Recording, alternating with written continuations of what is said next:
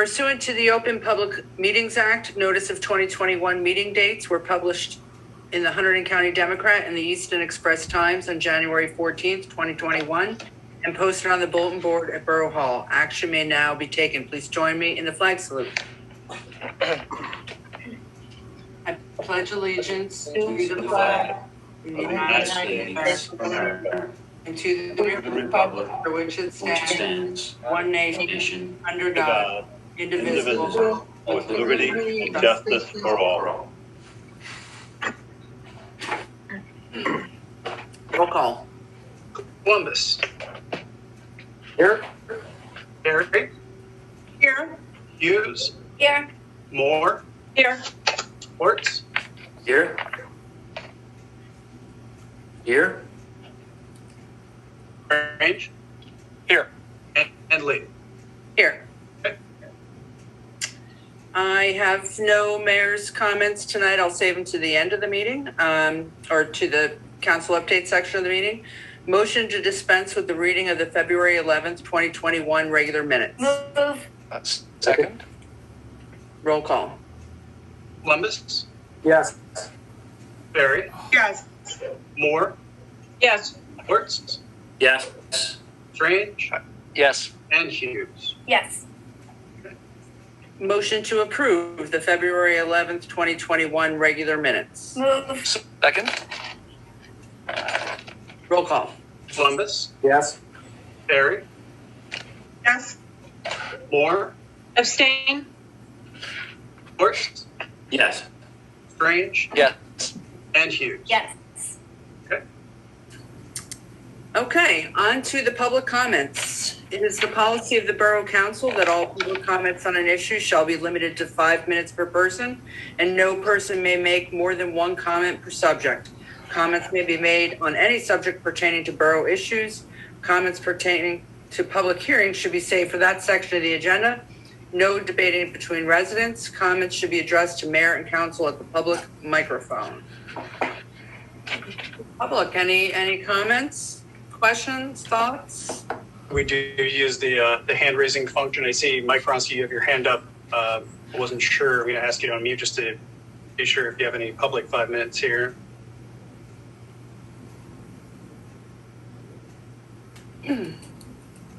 Okay. I'm also going to put up the phones in case there are any public comments. They can let us know. Anybody on phones?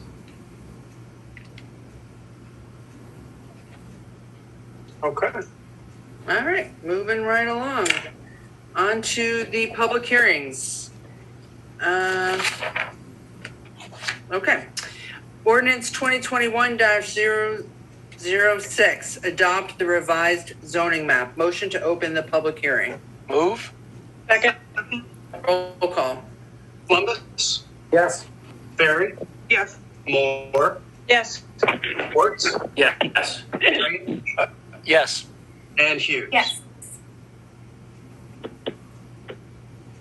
Anyone Bonnie, you want to speak to this at all, or did anybody else want to volunteer to just touch on this? I'm not sure if we'll have any questions on this issue tonight.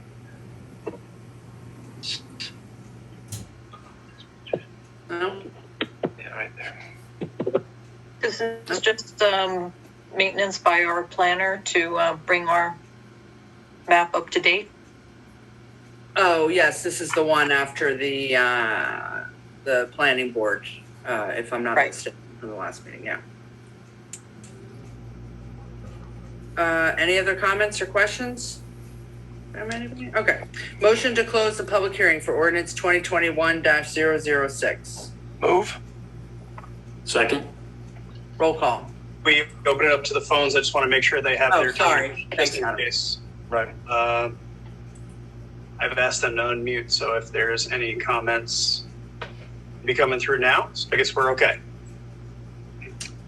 Okay, motion to close the public hearing for ordinance 2021-006. Move? Second. Second? Okay. All right, roll call. Columbus. Yes. Barry. Yes. Moore. Yes. Quartz. Yes. Strange. Yes. And Hughes. Yes. Okay, motion to adopt ordinance 2021-006. Move. Second. Roll call. Columbus, Yes. Barry, Yes. Moore, Yes. Schwartz, Yes. Strange, Yes. and Hughes. Yes. Okay, ordinance 2021-007, amend chapter 184-8, trucks over certain weights excluded. Motion to open the public hearing. Move. Second. Roll call. Columbus, Yes. Barry, Yes. Moore, Yes. Schwartz, Yes. Strange, Yes. and Hughes. Yes. Any thoughts, comments from anyone? This is, I think, just a means of simplifying our code for fines for trucks on Main Street specifically, but Well, anybody have? my only concern is that I know that I feel, and maybe if the chief is on, maybe he could address this, that I think a lot of people feel that the number of trucks coming down Main Street has reduced over the years. Some people may perceive that that's due to the fairly substantial increase in fines in this fee schedule. I think people may be concerned that reducing it from $250 up to $500 up to $1,000 for your third offense might eliminate a deterrent, and people might be concerned that there would be more trucks again coming through. I was wondering if the chief could address that, because it looks like we're making it less, we're easing up on people driving through town, and I think people may be concerned that that's what this is. But there may be other factors at play that the chief could explain more clearly. Well, I don't want to speak for the chief, but I do want to add, and is he on the call? Oh, yeah, he is. Oh, yeah, on he's the call. actually right I think there. it's mostly just to eliminate the court process more than anything else. And, leave the insurance companies do what the insurance companies do. But yeah, Chief, are you on? Would you like to add some comments here?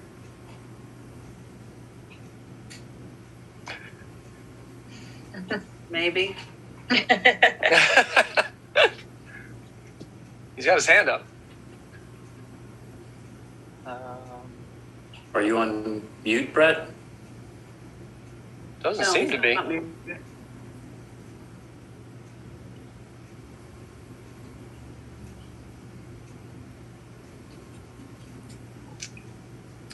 We are not able to hear you, Chief, if you're talking. Well, what we had talked about was the fact that with the three offenses, we found that most of the violators were out-of-state trucks. And it would be an easier process to have them make a payment as opposed to trying to come back for a court date that they might not make. And does reducing those amounts eliminate the need for a court date? Brett says he's on phone audio. Is there a phone number there, Adam, that you can pull him in on? Oh, maybe that second phone number is him. Yeah, I've asked both cell 8654. phones to, I've asked them both to unmute. There's nothing else I can do. Yeah, I've requested it. You might reconnect. I see he's up on the screen now. That's Sally, 4809. I guess the question I would have is, why don't we just stick with the 1-250 instead of meeting somewhere in the middle? That's what we are doing. It is the 250. Yeah. Yeah. 250, no courts. It's a simple fine. I mean, As far as property damage, that would be Right. taken care of under Sure. vehicular jurisdiction. So that would be an insurance issue through the auto insurance policy of the violator, not the court to decide that. Okay. So that having that there was not necessary, redundant. Correct. Right. Oh, that makes sense. Correct. Does reducing the amount, I think, and once again, I know this is a sensitive issue for many people, and there are shirts available for sale in town about trucks being stuck under the bridge. Hey,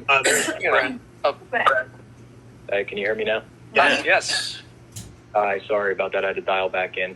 That's I was right. connected by phone. Sorry if you passed by it, I had to meet the computer. The reason being, revisiting this, the challenges exist where we ran into the same, problems with the snow ordinance, where when you have different classes of offenses, it creates some challenges within the court system where it's not payable. So for any type of first offense, it would require mandatory court appearance to assess that penalty. So therefore, it becomes more upon the court system and so forth for someone who would just want to simply pay a fine. That's not possible. They would have to, enter, not guilty. They would be required to appear in court. They would subpoena the officers, simply just paying a fine. So that was the idea behind first, eliminating first, second, and third degree offenses. Also with that, a first offense of a municipal ordinance violation for traffic offenses of $250 is a quite substantial fine. Okay. I mean, and once again, I just was curious about your perspective. And I think other people that have asked me about it would want to be too. So most of the offenses are first offenses anyway. So this is what we're mostly getting anyway in terms of a fine. Am I correct? I mean, we don't get too many people second and third time in paying those higher fees. Is that correct? No, off the top of my head, I don't recall third offenses and so forth. As you said, typically it's going to be a first offense, and these are, a lot of the larger trucks that do come through town. They are from out of the area, a lot of out of state. It is a truck route that they're kind of inadvertently or not paying attention to, that they happen to come upon Main Street, that they didn't follow the proper truck route. And that's where, we run into the problem with the larger trucks that are up there. So these are, typically, they come from out of state. They come from all over. We may get, people come from Canada that are transporting. Right. Okay. I mean, once again, it makes sense. I just want to make sure people are clear out there that this is we're not trying to make it easy on people coming through and getting stuck in our town. We're not reducing the fees in a way that's going to harm our fee collection or anything like that. It's saving time and money for our police department and us. Okay. Exactly. Okay.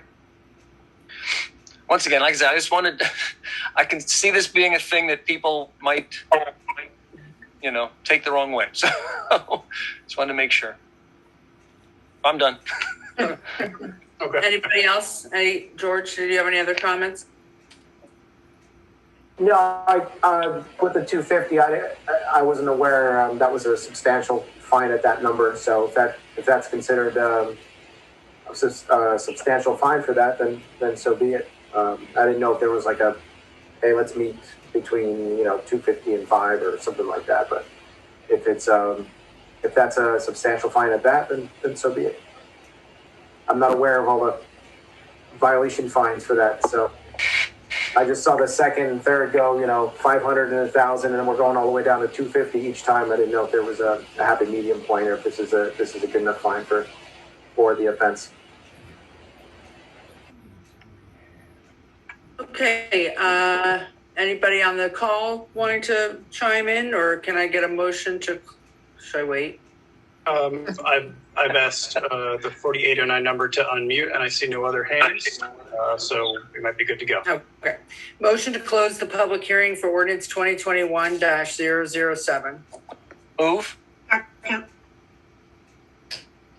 Roll call. Columbus, Yes. Barry, Yes. Moore, Yes. Schwartz, Yes. Strange, Yes. and Hughes. Yes. Okay. Motion to adopt ordinance 2021, -007. Move. Or second. Roll call. Columbus, Yes. Barry, Yes. Moore, Yes. Schwartz, Yes. Strange, Yes. and Hughes. Yes. Okay. Ordinance 2021-008, amend stormwater management plan. Motion to open the public hearing. Move. Second. Roll call. Columbus, Yes. Barry, Yes. Moore, Yes. Schwartz, Yes. Strange, Yes. and Hughes. Yes. I really want to put this on our engineers who are definitely not on this call to talk about this. Bonnie, do you want to just give us a little? It's quite detailed. Again, it's really just a maintenance issue to address changes that came down from the state and the Highlands and to put that in our code. And there are several pieces to it. This is one of the parts to the puzzle. And this actually goes to planning board also. Okay. Any thoughts, comments from the, I like the 10 pages of definitions. yeah, it's, You can learn about geology in there and engineering. yeah, it's the sewer agreement.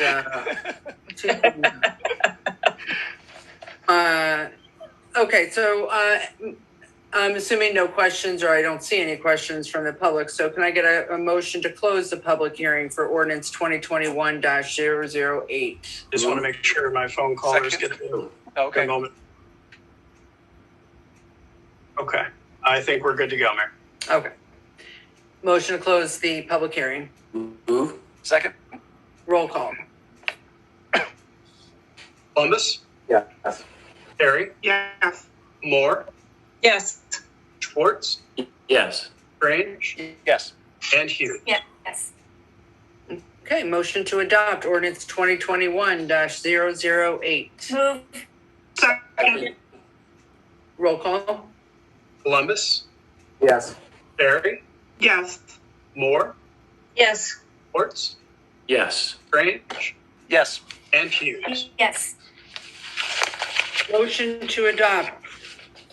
Right? I didn't do that yet. Ordinance 2021 Did I just do it? Yeah, we Oh, okay. No, we're good. I X'd out too far and I wasn't sure. Okay.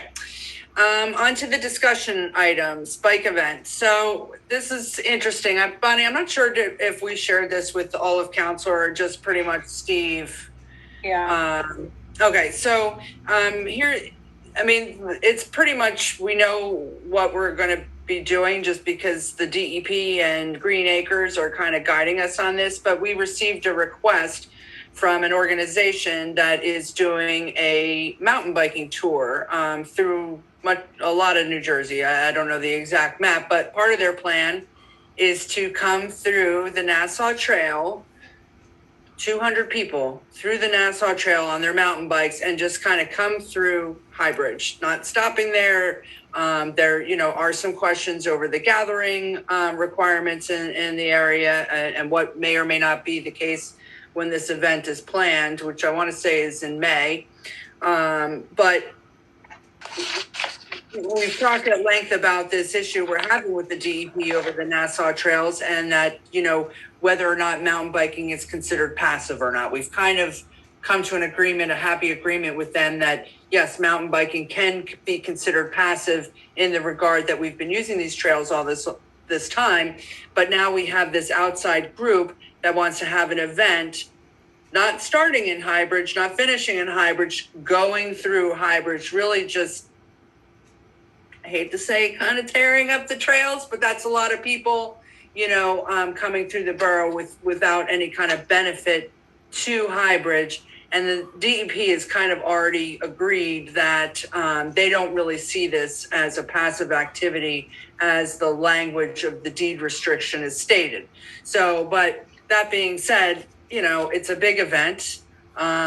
It's a very interesting event. If I was in better shape, maybe I'd like to participate in this event, but we have to kind of, come.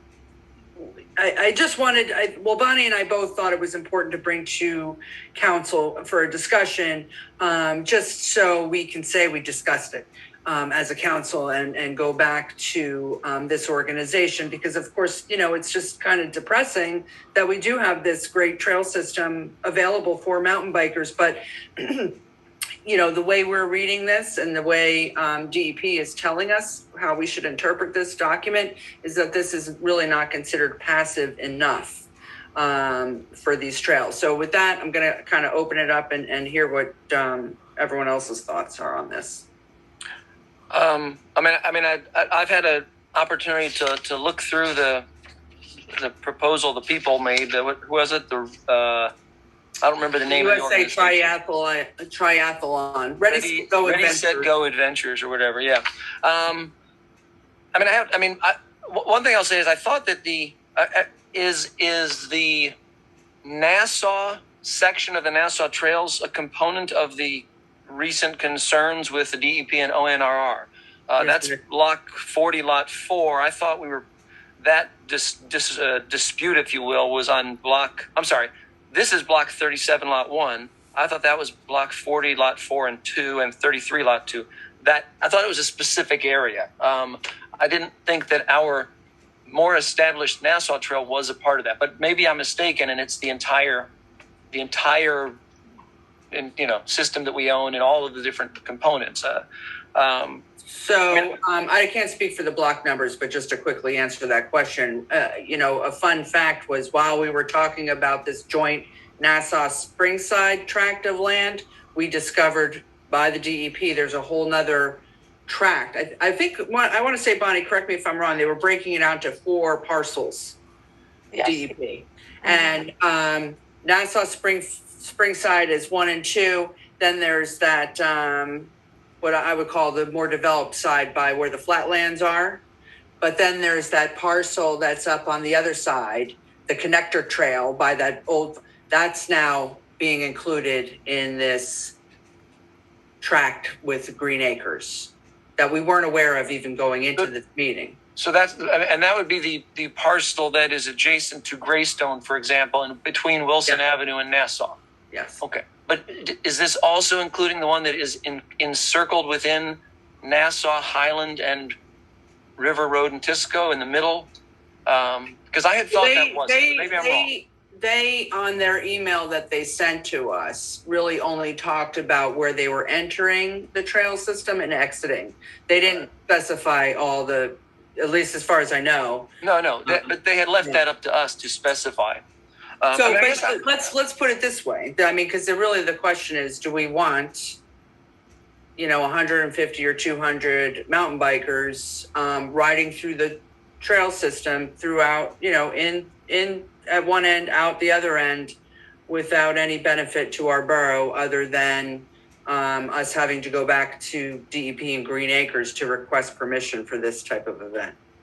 Well, but I would say personally, yes, I'm in favor of it, very much so. That is a comparable number to what we see on 3 summer weekends in the summer. I mean, that's a very normal amount of people to go through those. 150 people in one afternoon? No, I said across 2 or 3 weekends. Yep, 50 to 100 on an afternoon in the summer is very normal. I'll see 20 to 30 cars with multiple bikes very commonly. So it sounds like a lot all at once, but it is a little more traffic than we would normally see on those weekends. But a lot of those people are people that would have been there anyway because they're people that come here and ride. I'm not sure. I would be curious if we actually have to ask DEP for permission on that particular parcel, and we would have control over saying, "Hey, take this route," so that we don't have to. They're going to be coming through the town anyway. They don't have any obligation to ask us to ride down Nassau Road. It's a public road. They're simply asking, for us to, and quite frankly, if people want to veer off and ride through the trails on that day on their own, they have that right as well.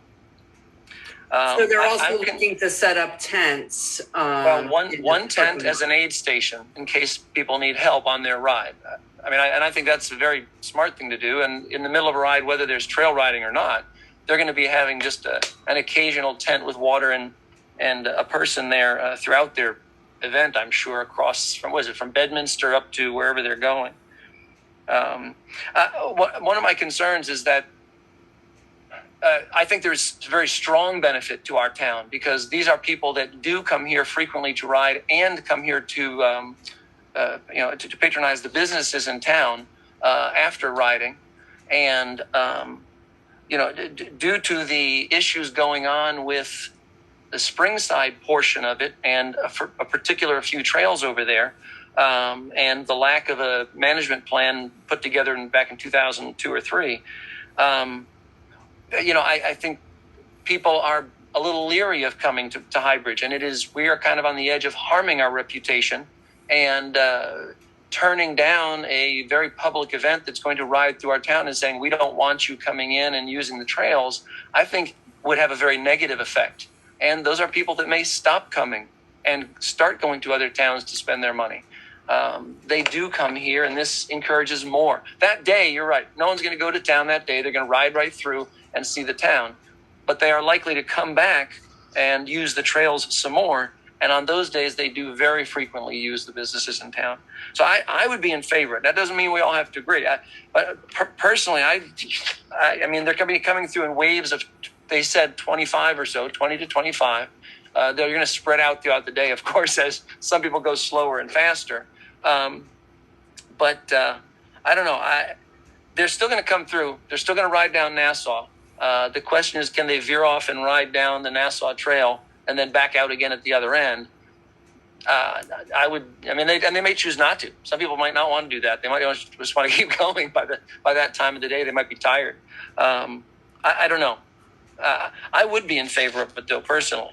I think it's a good thing for us, and saying no could, we've gotten a little bit of, negative press over the last little bit, and I hate to turn people away and make it seem like we don't want people here.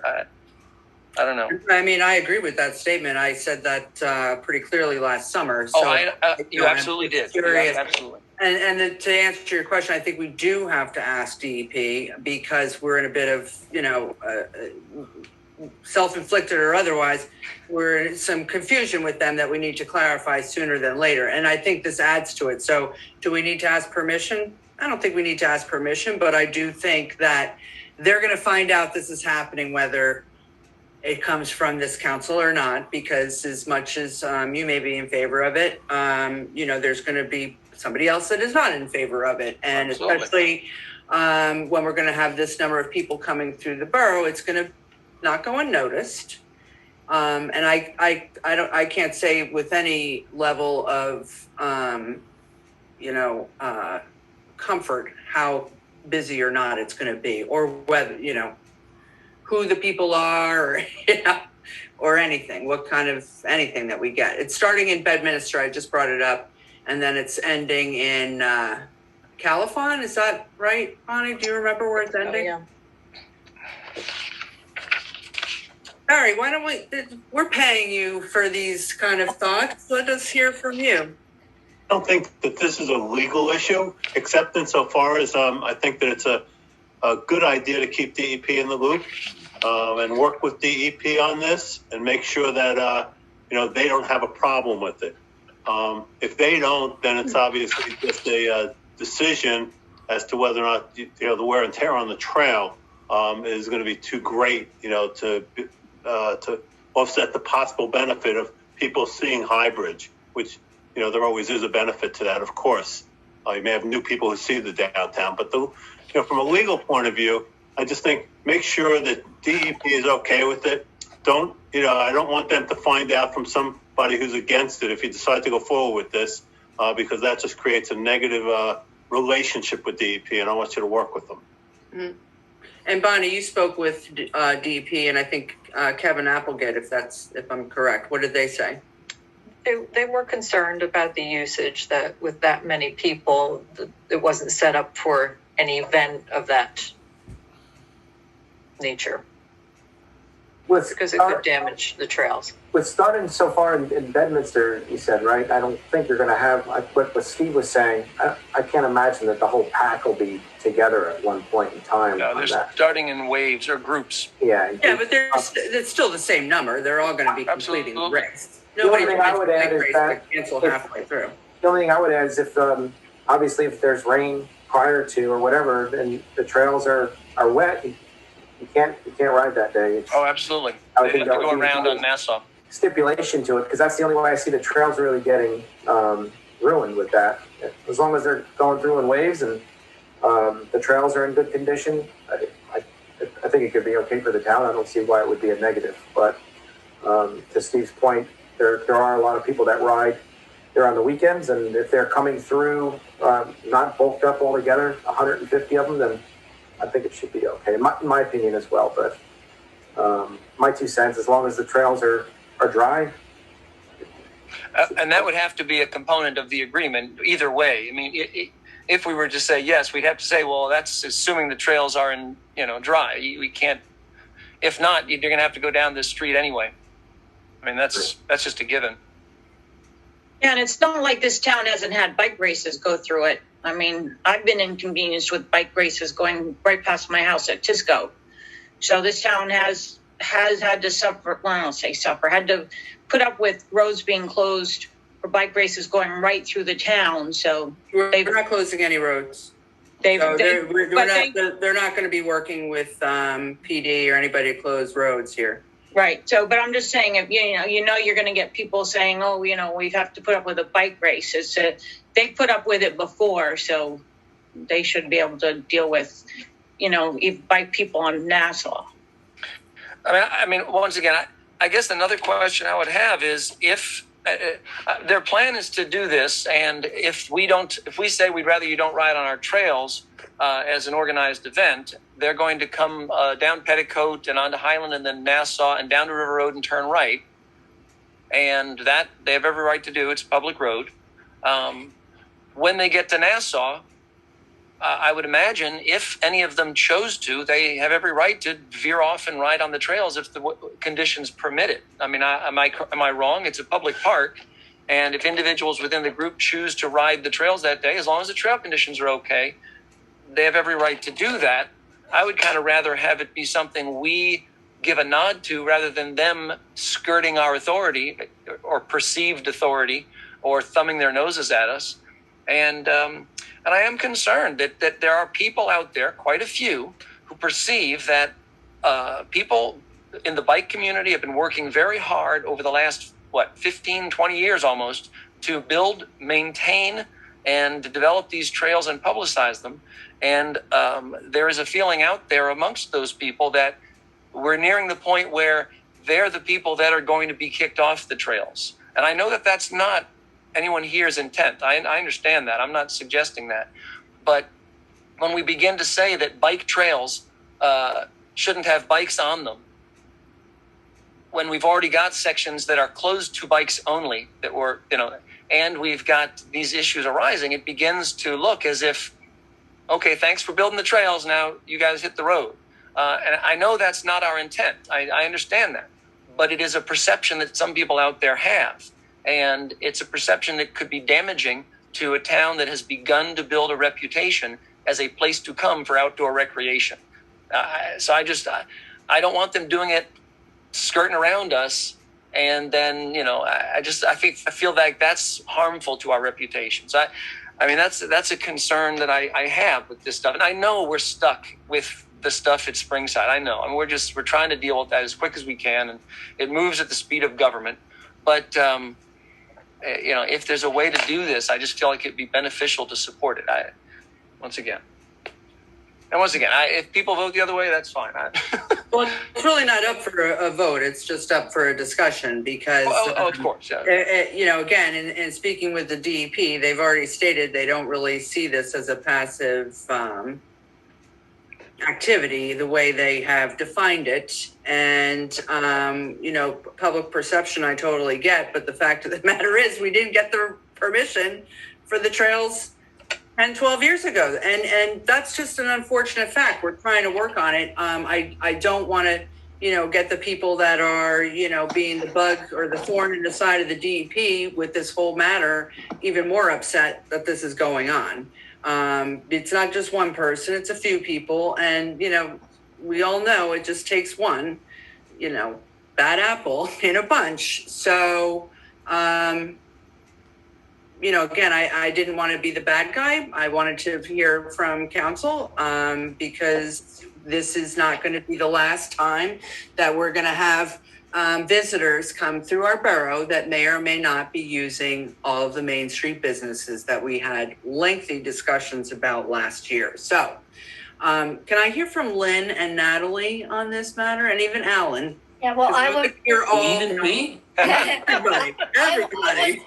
Steve, I wanted to know, are they riding through the first Nassau side over closer to Highland? That's the one they Yes. want to just go That's through? what it seems like. That's my understanding. Although I That's think what it they seems. left it up to us to specify. So totally away from the Springside side. Yes. So now my other question was that original one, We don't have a map, though. We should ask for the map. right? But the original one, now DEP doesn't have a problem with that lot, do they? That's the No. very, very first one that the Boy Scout built. Right. Exactly that trail. Yes. No, but I do know that there are areas that some residents have stated encroach a little too close to their property. That, you know, and when we were talking about this maintenance plan, you know, and having to plant all these trees, that those were areas we were talking about building buffers. So yeah, that's a good point. We should make sure that those areas are avoided. Yeah. Yeah, Good so help. any place where we've had residents concerned, they're going to be more concerned in that particular area. But that other side seems like maybe that's a safe area because that's not the issue area. But even if we allow it, we should notify the people ahead of time that it's happening so that no one's surprised by it. And we're getting 5,000 calls about all these bikers, that they're going to know ahead of time. And I definitely agree with Barry that you got to go run it through DEP so that they're not surprised by hearing about it either. Right. If I could jump in, I think one thing we have to consider too is, you know, with the events that we're planning in town, like right now we're trying to get Easter off the ground and we can't, because of COVID, we can't do an Easter egg hunt for obvious reasons. We wanted to have a kind of like an egg drop where kind of like a trunk or treat type of, we can't do that because we're limited to 25. So I think that's the big elephant in the room come May is, you know, there's all these other details, of course, to consider, but I think some residents, you know, might be upset if they see all the, I mean, I'm all for them coming in. I think they would come back to use, you know, come to Main Street at a later time, even if they're just passing through that day. They'll be like, hey, this is a great place. We can come back and spend some money here. But just to put that out there for everyone, that there is, you know, everybody's frustrated with COVID and they're looking forward to, we're a town famous for our events pretty much every other weekend when the weather's good. So just something to think about.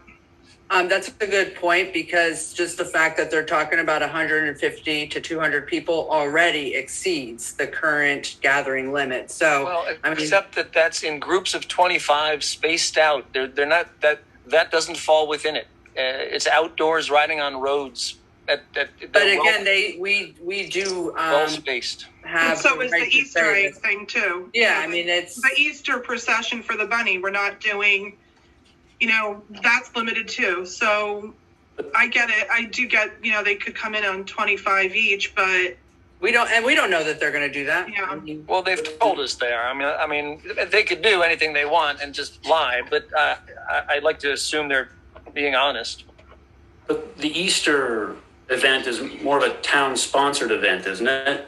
Yes. The bike event wouldn't necessarily be a town-sponsored event.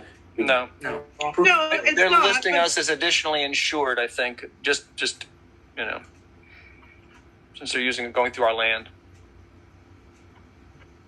But Well, I do think that they do have to ask us permission because it is our property, and like Barry said, it's our responsibility to check in with the DEP, knowing that we have all these other issues with them. So, I mean, you know,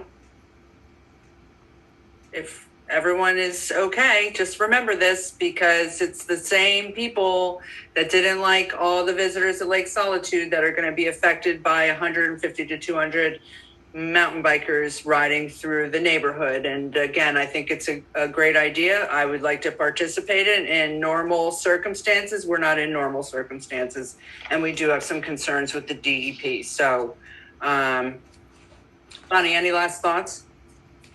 Well, unless there's a way we can ask them to maybe use the Nassau Trail as an alternate and not have all 200 people use that as part of the course. I mean, I think they had said they were going to open to our suggestions on the trail use. So, I mean, we could certainly say don't use it, or we could say just use this one that stays away from everybody. I mean, it sounded in the letter that they were willing to, you know, take our suggestions. Once again, I'm not kidding when I say on an average weekend, on a nice day in the summer, probably between 50 and 100 use it on a Saturday and another 30 to 80 on a Sunday. And then on a Friday afternoon or evening, you're looking at another 30. I mean, those trails get used very consistently, just like Columbia Trail, which we've counted as many as 900 cars come in and out of on a nice Saturday in the summer. I mean, it's over the course of the day, that gets used a lot. 150 people is not a huge bump in the riding for a nice day in May. It really isn't. It's a bump for sure, but it's not huge. And once again, am I wrong in saying that if people chose to ride through the trail that day on their own and veered away from the event, would they have the right to do that, Barry? Am I wrong? The answer is you're probably right, but I think that that's where the guidance from whatever group is sponsoring it, has to say to them, we've been told not to go down this trail. Now, if somebody does, they do it, and I don't know what consequences there are from the group that's sponsoring it. But I think that the group that's sponsoring it really has responsibility at that point for providing proper guidance as to what they should and should not do.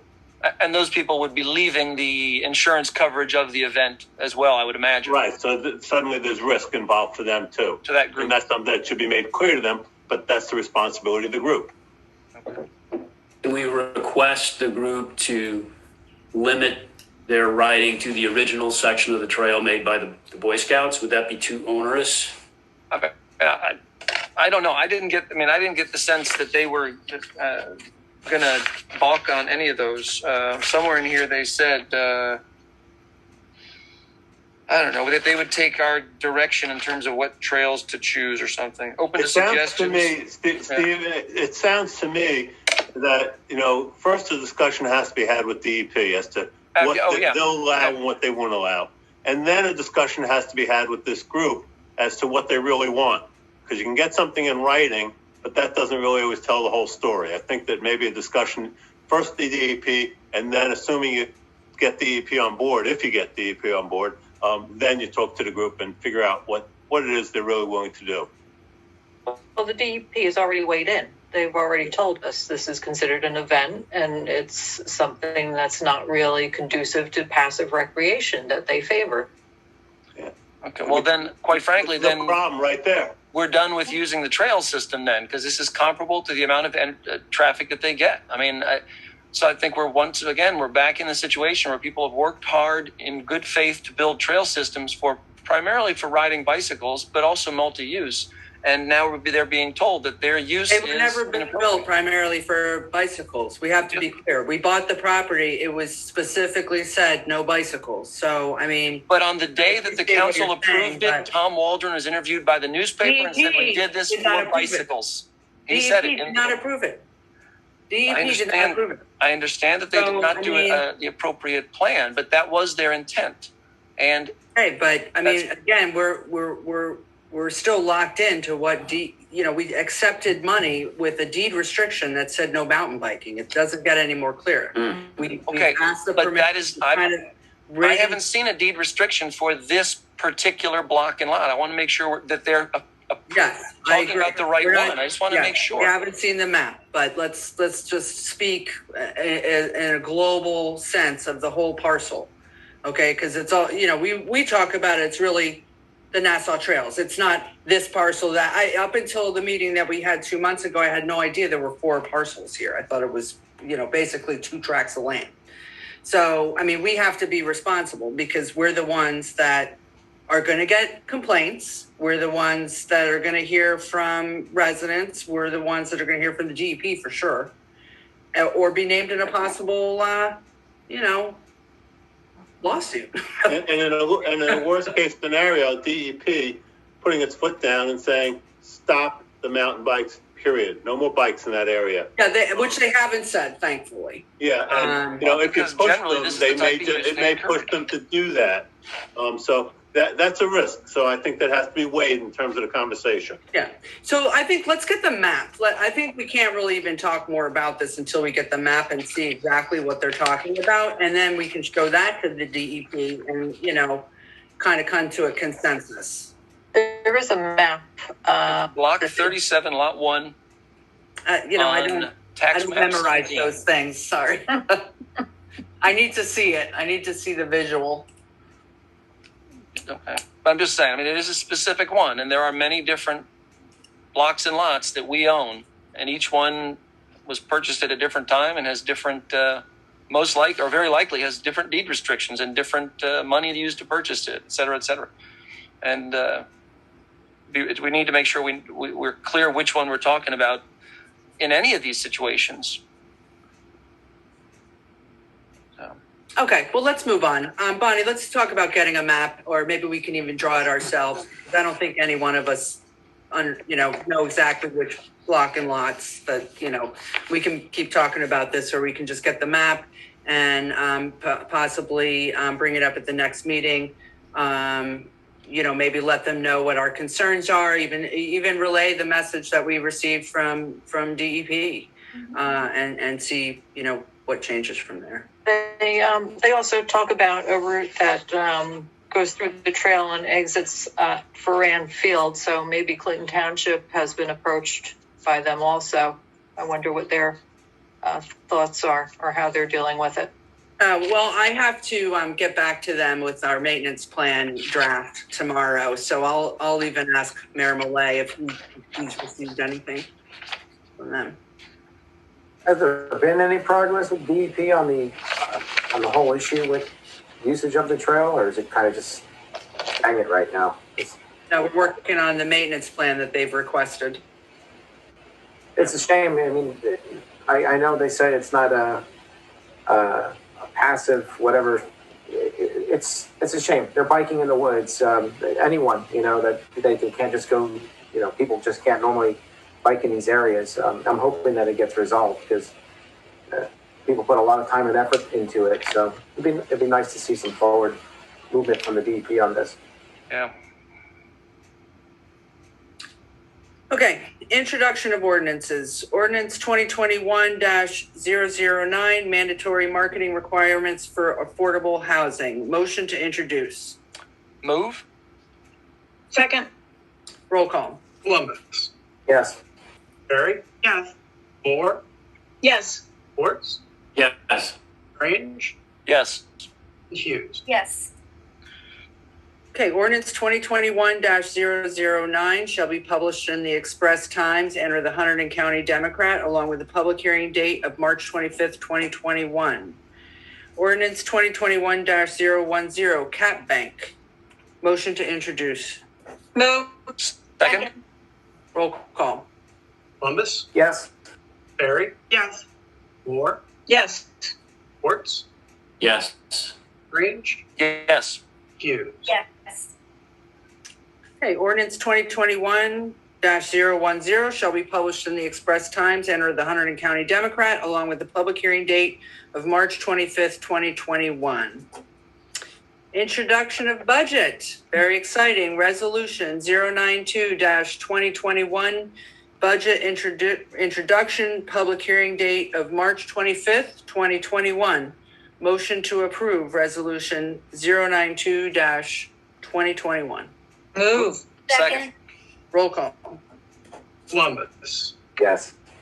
Barry. Yes. Moore. Yes.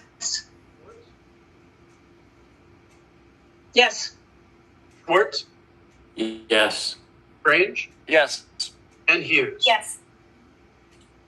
Okay, on to the consent agenda. We have resolution 093-2021 through 103-2021.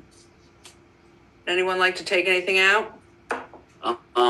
The certification of compliance, I don't feel comfortable voting yes on that particular item because I'm not familiar with We'll just pull it out. the practices of the borough enough to certify. I mean, I trust Bonnie; she's doing the right thing, but I don't have firsthand knowledge of it. Okay, so why don't we pull that out, Mayor, and then we can vote separately on that issue. So Alan can, vote as he wants to. Certainly, that's appropriate. Okay.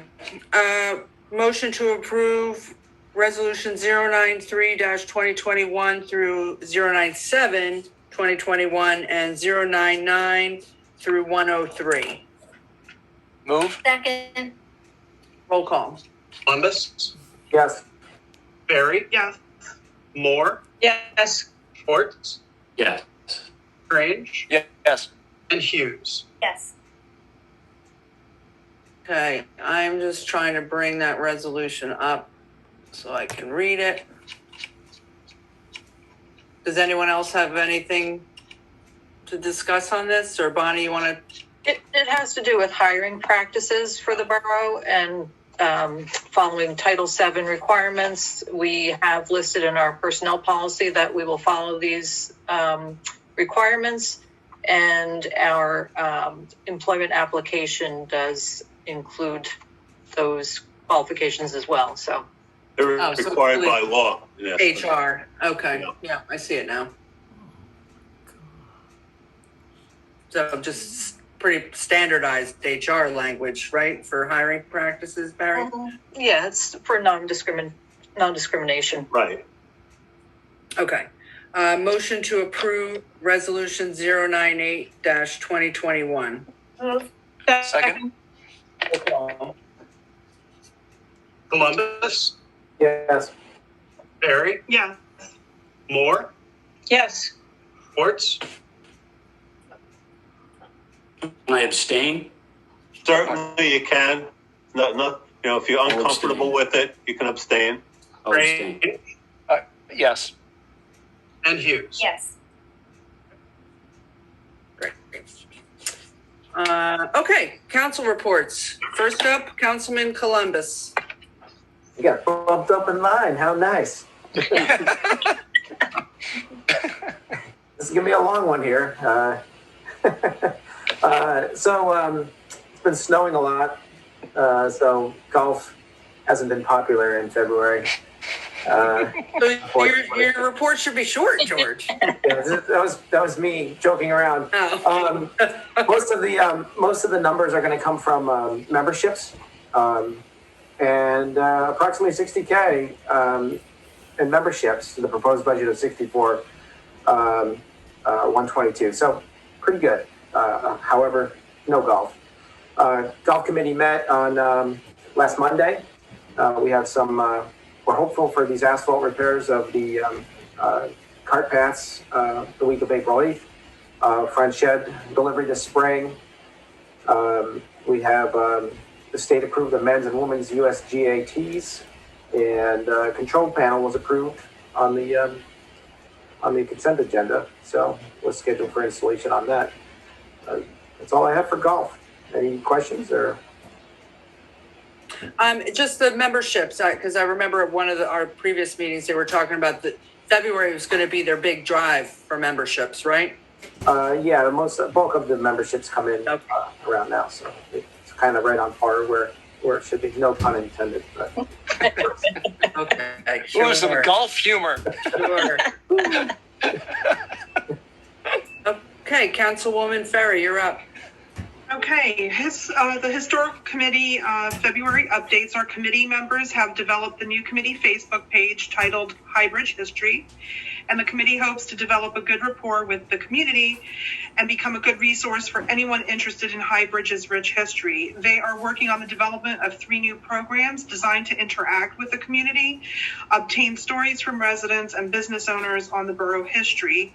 So check out the committee's new page. The committee has a lot going on. Marketing and fundraising efforts are in the works, which includes new brochures and a calendar to be printed for release in 2022. Refurbishing of the interior design at Solitude House has begun with obtaining furniture. One of the most exciting pieces is a grand piano that was generously donated to the committee and now holds a place of honor in the grand parlor. If you have period appropriate items that you would like to donate or loan to Solitude House, contact committee chair Kelly Matos at history@highbridge.org. Painting will begin soon. If you're handy with a paintbrush or have other restoration skills, the committee needs volunteers. When the house reopens to the community, it'll be worth everyone's time to check out. And the committee will be proposing to use the home for a variety of occasions, such as meeting space, recitals, bridal showers, something that the residents and extended community can enjoy. Furniture and shelving, storage cabinets, and a computer have been obtained for use in the new archival space. The committee will be moving the donated historical archives to the secured climate-controlled location, hopefully within the next month or so. So thank you to those who have made the in-kind donations for these items. Research has begun on collecting information for Black history and the influence on Highbridge history. Committee members have started looking at the census reports, gravesite records, online genealogies, and a plan is in the works to deep dive into compiling, reading, and interpreting newspaper accounts regarding Black history. Be on the lookout for Solitude House Tea Blend at Scouts in the next month. And a Solitude Falls pin. Proceeds will be donated to the committee to help various projects. And also, thank you to Scouts. We raised $96 for the coffee blend that they have for Springside. So every dollar helps, and that'll be a big help to Springside, and I'm sure it'll be the same help for Solitude House. So the committee is beginning to coordinate with prospective volunteers. They look forward to working with all community members who've expressed interest in working with the committee. If interested in joining one of the subcommittees, grants, museum, archives, preservation, or volunteering for a specific project, contact committee chair Kelly Matos for more information at history@highbridge.org. And as I was saying earlier, the Easter Bunny procession that we'll be having is Saturday, March 27th, and a route will be posted on the borough website ahead of that procession with a time. I believe it'll be 6 p.m., but that's yet to be confirmed. An Easter basket decorating contest, April 3rd. Details are on a flyer on the borough website. And the social media committee continues to work on consolidating and aligning the social media pages. And that's all. Councilwoman Moore. All right. Always fascinating finance. All right. The booklets for the 2020 property tax reimbursement program were recently mailed to eligible property owners by the state. And just remember the deadline for filing is November 1st. We are anticipating credits for the second quarter taxes for the homestead benefit, but have not been able to confirm this yet with the state. The no interest period on utilities will be expiring on March 15th unless they are extended by the governor. And finally, as you know, the new 2020 budget has been introduced this evening, reflects a flat municipal tax rate. Yay! A budget presentation will be prepared for the March 25th council meeting with all the highlights. And that's all I've got for tonight. Even Allen, you're up. All right. I'm just kidding. Sorry. First, the DPW report. I want to commend and thank Rick and the DPW for doing an outstanding job of clearing and plowing and salting our roads during the recent snow events. We've had a few of them. As far as hours go, the DPW spent close to 520 hours just over the week of January 30th through February 4th, salting, clearing, plowing our roads, and they spread 56 tons of salt during that event. On February 4th, there was a separate event on Main Street to clear Main Street of the snow. I think it's been a kind of a bone of contention in the past with the businesses trying to get the snow away from the sidewalks, et cetera. And DPW assisted with getting the snow off the sidewalks and off the streets, and spent approximately 56 hours, including overtime hours, and 3 tons of salt clearing Main Street on February 4th. On February 1st, 2nd, and 18th, the DPW spent 18 hours plowing our school parking lots and spread 8 tons of salt on our parking lots for the schools. As far as DPW vehicle maintenance goes, the snow events played havoc with our maintenance. So we had to repair 3 different trucks. Truck number 4 had a plow frame that needed to be welded, and a hydraulic cylinder that needed to be repaired. Truck number 7 had a left side plow mount that needed to be replaced. Truck number 5 had a heater that needed to be replaced. Actually, it still needs to be replaced. And we had a spare plow that had to be repaired as well. And apparently we're extremely low on salt. They spread an awful lot of salt. Rick has ordered 350 tons of salt and has received very little of that at this point. Hopefully we've gotten some deliveries since I got his report. Rick is going to be taking an ethics class in mid-March, which is a requirement for his certified public works manager license. And the DPW is continuing to replace water meters as residents are scheduling.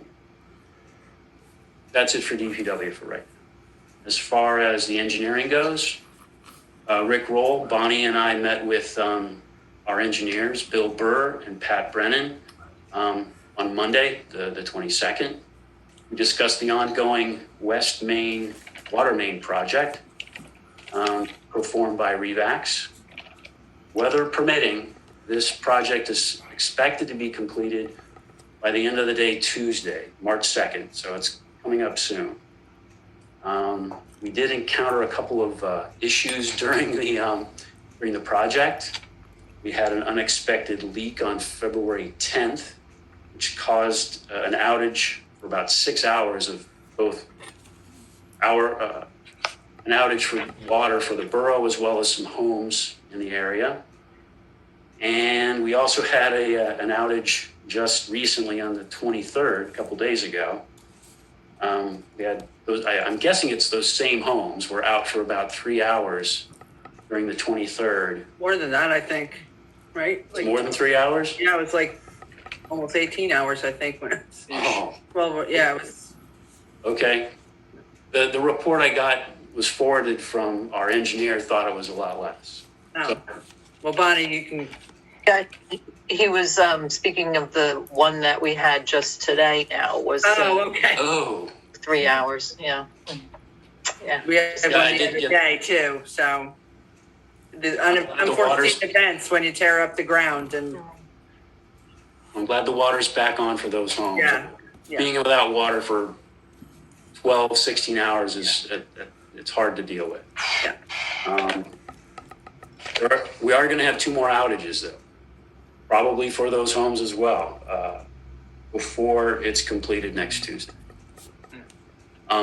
But after Revax completes this job, they're going to be moving on to another water main project along River Road between approximately, I think it's Maryland and Watergate, in that section anywhere, a new section of water main.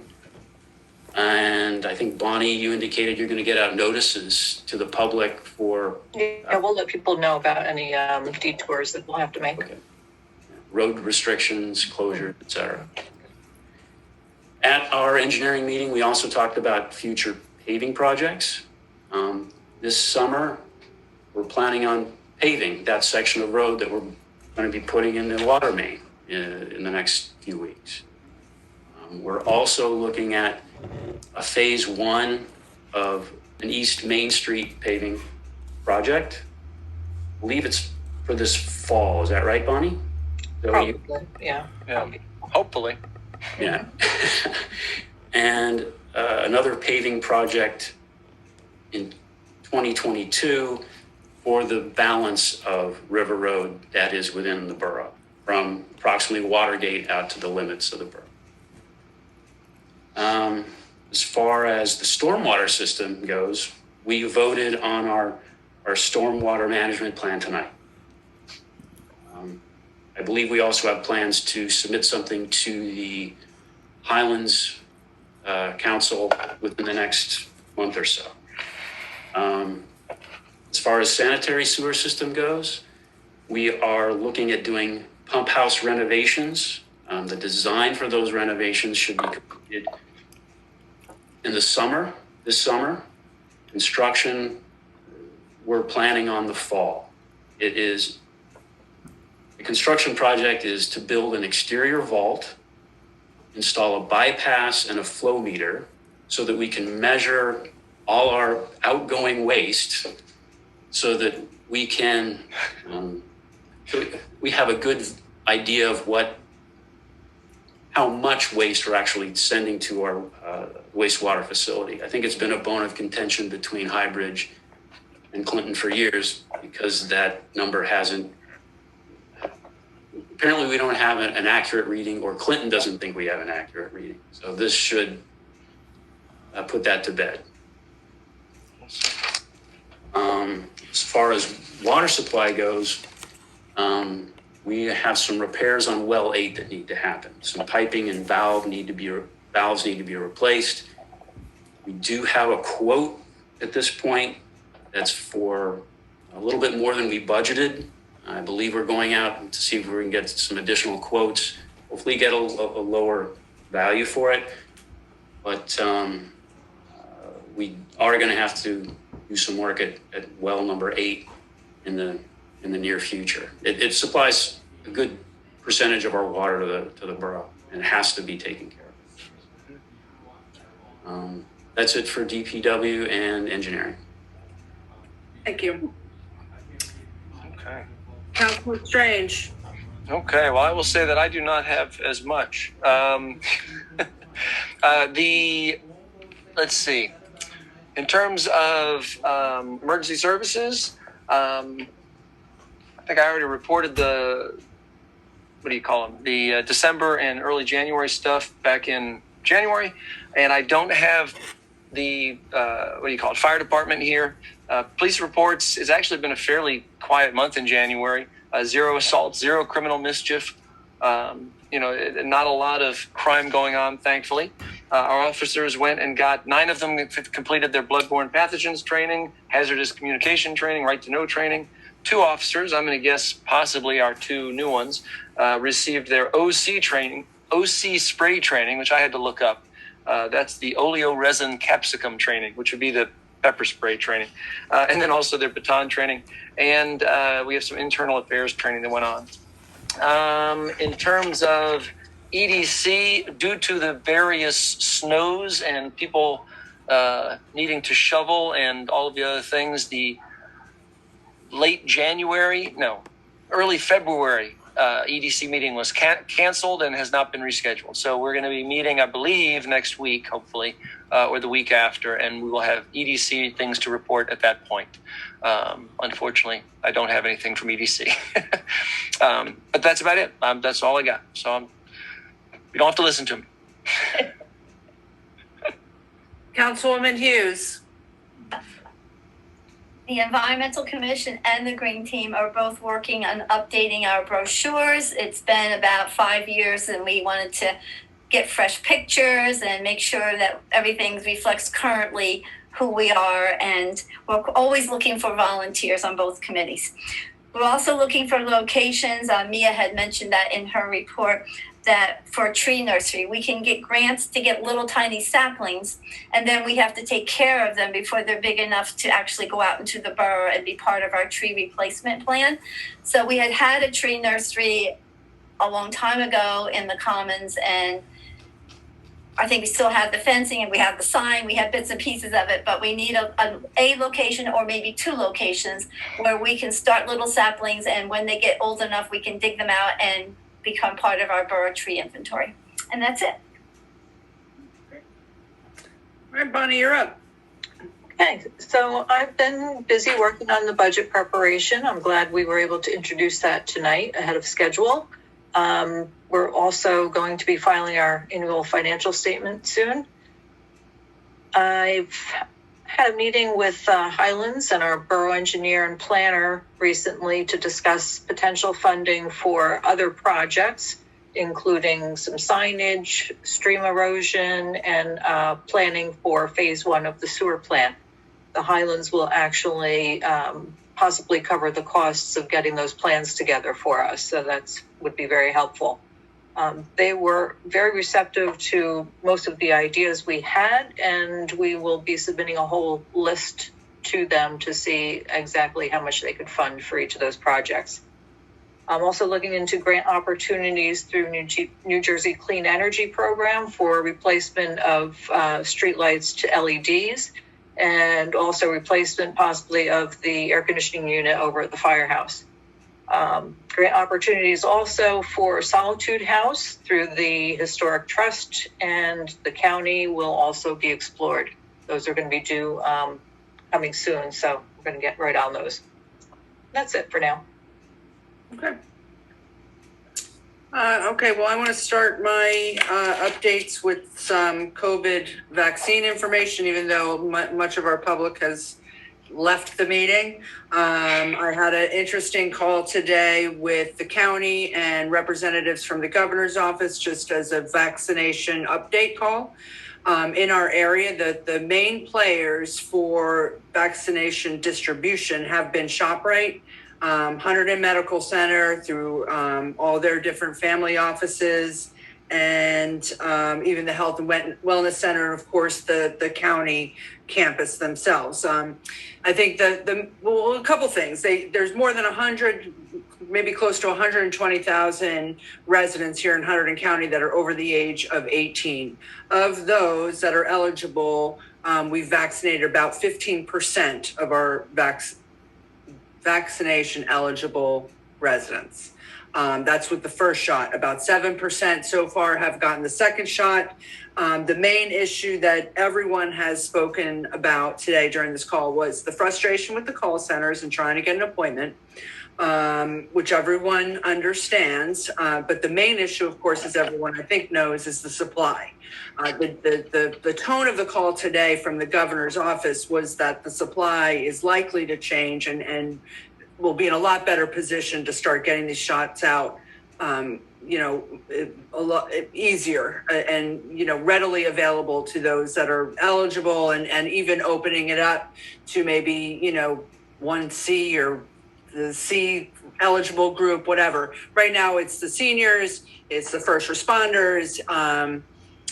I think they've elaborated even further from there, but, the teachers are dying to get their vaccinations. There's been talk of the food workers getting priority, talk of the DPW departments getting priority. And all this is still trying to get sorted out. The main issue right now is getting the vaccine. So one thing, and I'm just going to mention this because we all have senior neighbors, and maybe we're talking to even family members that have been trying to get a vaccine appointment and haven't been able to.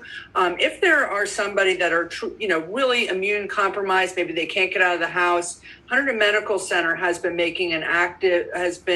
developing an active outreach program to some of their patients that they're aware that, may be at the top of the list, but maybe they don't know how to work the computer, or they're not calling in. So if you know somebody, have them get in touch with Hunterdon Medical Center, and maybe that'll help get them, moved up to a higher priority, or maybe they need a ride or something. To just let's touch base, because I know I did speak with some seniors that weren't really sure how the process worked, and I, tried to help them make some calls, and they were able to get their vaccine appointments. And, it's just, it goes a long way. We want to help everyone that we can. And that's an evolving story, as everybody knows. I'm just so hopeful that by the summer, all of us will have the vaccines. There's a lot of promise with the new Johnson & Johnson shot. It's one and done. And, hopefully if that comes in, sooner than later, normal, whatever that looks like, we'll be back to hopefully before the fall. Just a quick question or comment too, because I know I have fellow council members here with some high school seniors. Let's try to make a push to get these kids to go back to the in-person learning, even for the hybrid schedule. My son is, drowning in his bedroom and just, inertia and depression, and, I'm sending him back on Monday. So if everyone else wants to send their kids back, there's some talk about maybe doing some prom or, something, but, I think it's just only speaking from this household, everyone's just got a little too comfortable staying home, and it's just not helpful. So again, personal plea, I'm kicking my son on, I'm putting him on that bus on Monday. Well, Tuesday, because Monday's a Polytech day and he's not in school, so it'll be Tuesday. But anyway, you guys know what I mean. We did introduce the budget, as Bonnie mentioned, and Leanne also mentioned, 0 tax increase to our residents. Bonnie worked extremely hard, and Lynn and Leanne and I met and reviewed our budget. I think looks really good. We're still able to get a lot of good things done in the borough. No tax increase, which is also in line with the state, released their preliminary budget, no tax increases. So hopefully, the county and the schools kind of follow suit. We'll soon see, but we're at least doing our part. The newsletter is finally due to be in everyone's mailboxes next week, which is exciting. I wish it got out a couple weeks ago, but ahead of the garbage debacle, but it's still going to be in everyone's mailboxes. And now we're only doing that twice a year this year. And our master plan re-exam committee, we finally got through the final draft. That's going to be submitted to the planning board. Once they give it their, they don't really need to approve it. We need to approve it, but they're going to forward their comments and we'll be voting that here at council. And then in exciting news, the golf plan redevelopment plan that we voted and approved last council meeting, which we were hoping to get funding from either the county or the Highlands to pay for it. We did get that approval from the Highlands. So that's exciting for 2 reasons. 1, we don't have to pay for it. And 2, we're still eligible to apply for a grant through the county for maybe something else. EDC, we don't really know, but the county is really kind of economic development focused. So that should really be it. But again, $10,000 not coming out of Highbridge's pocket for that plan. And so next on the list is we're going to, see exactly what can be done up there, and more to come. And that's all I have. Okay, on to the second round of public comments. If there's anybody left that would like to raise their hand, make a comment? Okay. I'm going to ask the phone callers to unmute if they'd like to make any comments. And I don't see any hands at this time, Mayor. All right. Communications, Adam. We have the monthly zoning report for January, the JCP&L public hearing notice, tax and finance monthly reports, and a resident letter about IDT Energy. Yeah, a bill list. Let's see. Of course, it went to my.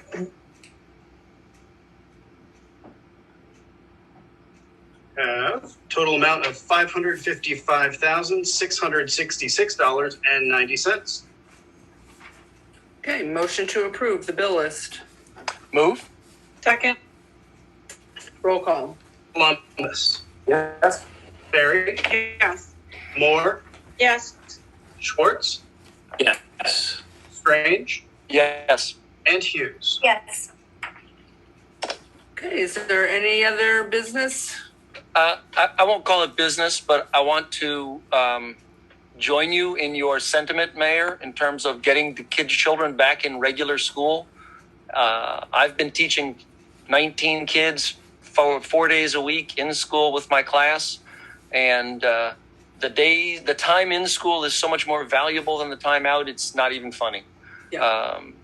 I had a child gouge the lens of their Chromebook one Monday morning with the tweezers when they found out that they were going to have to be remote again and not get to go to school.